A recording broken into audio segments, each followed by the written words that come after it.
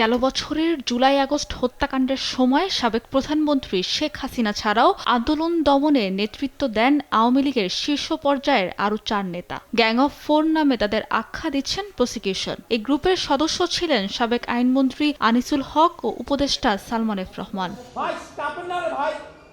তাদের বিরুদ্ধে মোট 5টি অভিযোগ আনা হয়। মঙ্গলবার অভিযোগ গঠন হবে কিনা সে আদেশের জন্য আগামী 12 জানুয়ারি দিন ধার্য করেন আন্তর্জাতিক অপরাধ ট্রাইব্যুনালে।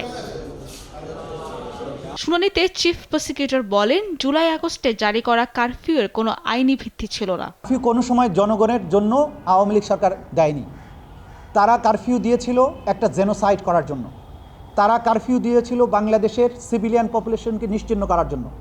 তারা কারফিউ দিয়েছিল বাংলাদেশের মুক্তি পাগল মানুষের শান্তিপূর্ণ আন্দোলন, বৈষম্যহীন সমাজ প্রতিষ্ঠার আন্দোলন, 15 বছর ধরে অবৈধ ক্ষমতা দখল করে থাকা ইউজারপার তাদের হাত থেকে নিষ্কৃতি পাওয়ার আন্দোলন। জুলাই সনদ এবং রাজনৈতিক দলের ঐক্যমত্যের মাধ্যমে এটা জাতির মুক্তি সংগ্রাম হিসেবে বিবেচিত।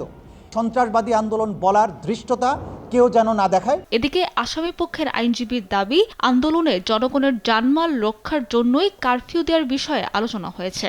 কারফিউ সাধারণত কোনো আইন শৃঙ্খলা অবনতি ঘটলে স্বরাষ্ট্র মন্ত্রণালয় স্পেশাল পাওয়ার্স অ্যাক্টের সেকশন 24-এর বিধান অনুযায়ী তার মন্ত্রণালয়কে নির্দেশ দিতে পারেন কারফিউ আরোপ করে শান্তি শৃঙ্খলা ফিরিয়ে আনার জন্য। কারফিউ দেওয়ার মূল উদ্দেশ্য হলো যারা আন্দোলন করছে, ঘরের বাইরে বেরিয়ে এসছে, তাদেরকে ঘরে ফিরে যাওয়ার জন্য আহ্বান করা। এদিন জুলাই গণ অভ্যুত্থানের প্রথম শহীদ আবু সাইদ হত্যা মামলার 4র্থ দিনের সাক্ষ্য গ্রহণ অনুষ্ঠিত হয়েছে।